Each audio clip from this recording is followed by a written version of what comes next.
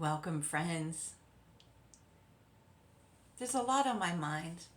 I was out in my barn earlier and I realized that it was Witchy Wednesday, and I wanted to come on and share some witchy things with you. Witchy things to me, for me, is when you can tap in to the potential you were born with, that you came here to do, see, and be. And it's all the practices, ideas, and things you want to manifest in your life. So for me, a lot of ways, being witchy is surrounding myself in spirit. As I said this, a great big gray squirrel ran through my yard. I love that. Another thing about being witchy is it's all of nature for me. I am a nature witch.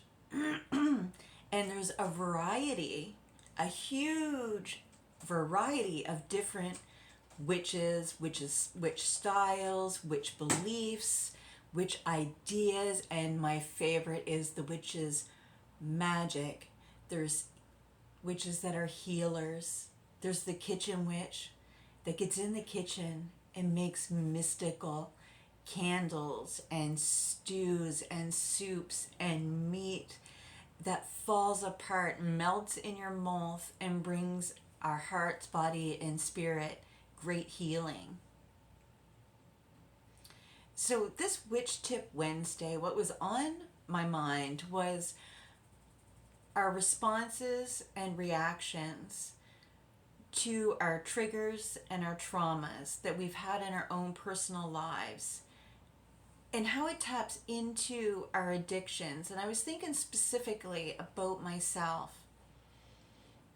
And this morning I actually had a trigger, and it made my mind go back to a trauma in my life. And it was one of those pivotal moments in my lifetime as I was growing up. I was very young. I had a mom, or I was a mom. I had a son. I have a son. And he was young at the time. And I was surrounding myself. I was mentally troubled. I was struggling with who I was and what I wanted to be and become. At that time in my life, I was on welfare that could help support me in raising my son. I didn't have a job, and a lot of my friends were from me growing up. They were ingrained in my life in such a meaningful and heartfelt way that I truly felt and still feel that my friends are a part of it all. They are a part of the greater picture. They are part of my family, my tribe. At this time in my life that I went back to this morning, I was surrounding by myself with my favorite people and friends, because I thought they could also support me in my troubles. And this time specifically in my lifetime was when we all had these same troubles and problems. They were addiction habits. We were drinking, we were partying, we were smoking, we were trying a variety of things. So for me it was an escape from my real traumas in my life. And I think back at that time, it was also very closely connected to finding true friendship and true love in my life. So this morning and triggers work in a very unusual way for me. And I hope some of you will relate maybe to this story. I was out in my barn, I was having a good morning, and it's kind of a big day. My youngest son is getting his graduation pictures done, and it's so beautiful. And I was thinking about the gratitude of that moment, how lucky I was to have come so far in my life, and that I'm doing so well. I feel so healthy, and I really created healthy habits in my life. So I'm in this moment of immense gratitude. I'm cleaning out my chickens and thinking about those things. And as soon as I thought about how far I come, my bale of shavings fell, and a whole bunch of shavings fell out onto the floor, and it just triggered this reaction in my brain to take me back to a time when I was sitting in a courtroom surrounded by friends that were like me, trying to heal their lives, have a good time, cope and manage with raising young children. And this particular scenario that my mind popped into was a courtroom. And this story connects me also to my intuition and witchiness. So just bear with me. I'm in a courtroom with a very close friend that's going through a very difficult time involving domestic violence. When I was in that courtroom, I found it very hard to focus. My own life was falling apart at the seams. I was worried about my young son. I was deeply worried about my health and my habits. I was very concerned about wrapping this situation up as quickly as I could so I could escape. And I can remember this intuition in the back of my head that was almost warning me somebody's going to need you, and you're going to have a moment. So I'm in the courtroom, and my intuition said you need to leave. My friend really needed me there. But the intuition and the calling was so strong that I just said to her, I need to leave for a moment. I need to check on my son. That wasn't the case. I had just said that because I knew it would get the reaction from her that I needed for her to kind of be like, okay, I'll be fine till you get back. And I left. Of course, there was a police officer at the door. I had to get past him as well and let him know that I also needed to come back into the courtroom. So this was 15-20 minutes of my life where I left that courtroom and immediately my phone rang, which intuitively I knew something was going to happen. That happened to be it. It was a dear friend that I was deeply worried about, that I was very angry with, very upset with at the time. They called me, and all they said to me was, I need you to come get me. And I said, okay, I will be there. And we hung up the phone. There was a couple things that occurred to me once I hung up the phone. Is I hadn't no idea where this person was and what I was walking into or what I needed. So I had to think quick. So I've always had a connection to my angels, masters, teachers, and loved ones. At this point, I was not having a good relationship with God. And I just kind of said, hey, angels, if you're with me, please walk with me today in that moment. I got in my vehicle and asked for guidance. I tried to call this friend back to see where they were at. They didn't answer. And I knew that things needed to move really quickly. So it's almost like my mind time jumped a little bit, and I just instinctively remembered a home that this friend potentially could have been at. So I took a chance. I drove directly to that house. I got in the driveway, and I seen a door open in a high loft, and I seen a few of my friends' faces, look out of the door. And I can remember in that moment that everything was about to change for me in my life. So my friend that had called me disappeared. The door closed. So I waited because this wasn't a situation that was healthy or well. It was terrifying. It was actually potentially a very dangerous situation. But I didn't know. And I just knew somebody needed help and I wanted to be there for them, regardless if I was upset with them. And so I made a few more phone calls. Nothing happened. I thought, I'll go up and knock on the door. So I was scared to death. I can remember I was almost passing out from the fear because I had to go up 15 or so stairs and it was like a, kind of a high landing. Knock on the door, but I didn't want to be there when the door opened. I just wanted to be safe in my vehicle. So I went up the stairs. I made one little, like 3 little knocks, like knock, knock, knock, and went back down to the vehicle. Gratefully, my friend came out. They came down the stairs very carefully. They get into my vehicle and they started demanding things from me.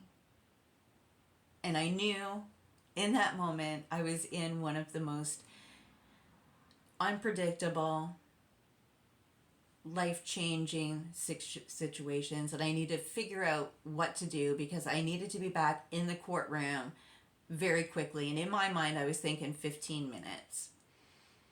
This person demanded that I go to my apartment. I gather a couple supplies for them. And then they wanted me to drive them to a orchard. I know a lot of this won't make sense, and that's okay because it's a very private thing and it doesn't need to make sense. I just need you to resonate with the whole message of Witchy Wednesday and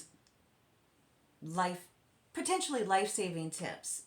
So this particular friend asked me so we go to my apartment, we get the supplies necessary, we drive to the orchard. And in this moment, I was suffering from addiction, which I had participated with this particular friend. And they demanded that they were going to do something more than they had ever done just to see what was going to happen. But most importantly, they were looking to me for a reaction in this moment. My reaction was extremely unhealthy. For the first time in my life, I felt that I needed to put my life on the line to potentially save a friend. I'm not going to say how or that sort of thing, but that's the scenario. This person was in a state of emotional turmoil, severe addiction, perhaps severe insomnia as well.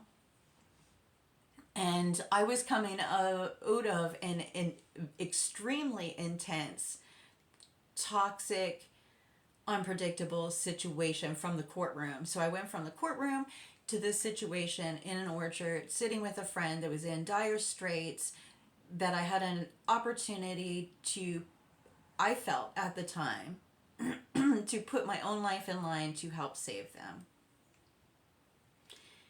And I made a decision that I thought I was going to regret for the rest of my life. That could have potentially, I felt like I was failing this person because I chose not to participate in what I wanted to at the time. I chose discomfort. I chose potentially more very negative reactions. The only thing in my mind is I knew if I decided to make a healthy decision at that time, which could be not a good choice, potentially I could get back in the courtroom to help my other friend in waiting. Thankfully, for me, I made a choice that saved my life that day. I also might have saved that friend that was with me. And I did end up back in the courtroom with my other friend to continue on this new addiction that I identified by becoming conscious of situational awareness and what it was doing to me in my life in that pivotal moment. So a lot of us have been there. We've all been there. The important thing that I want everybody to know is we all have our own intuition. We can choose to tap into that intuition at any given time in our life, no matter how little the event experiences or how big the experience is. And I'm so grateful that I took that opportunity in that pivotal, very traumatic moment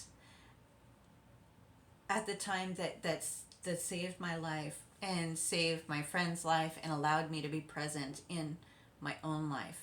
And what that magic was the ability to make a healthy, conscious choice at a moment's notice that was in my best interest.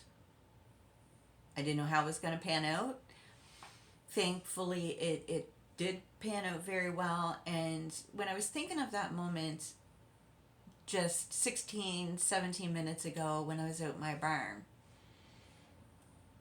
it hit me like a ton of bricks in so many ways. It hit me in the way of reactions and experiences. And I realized in all this time, all this growing up and all this experience, that it's so important for you to be yourself and tap into what it is that you have within you.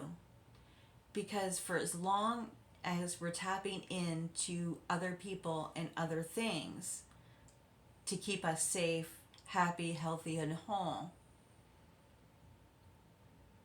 we are really going to miss out on self-resilience and our own personal journey of growth. Since that day that I was at that orchard with that friend, I made a big commitment to myself to work on my recovery full time, to get a job. That one moment, that 15, 20 minutes made me change everything about me and my personality, what I'm capable of. Because it was in that moment that I was faced with not only my own mortality, but the responsibility of other people's mortality in my life. So, the other witchy story and witchy tip in this is, friends, don't be afraid to move away from toxic situations the best way you know how. It's important to create plans in your life, because what I've noticed is when I've made plans for me in my own life that's going to benefit me for the better, it naturally helped the friends that I didn't want to leave behind.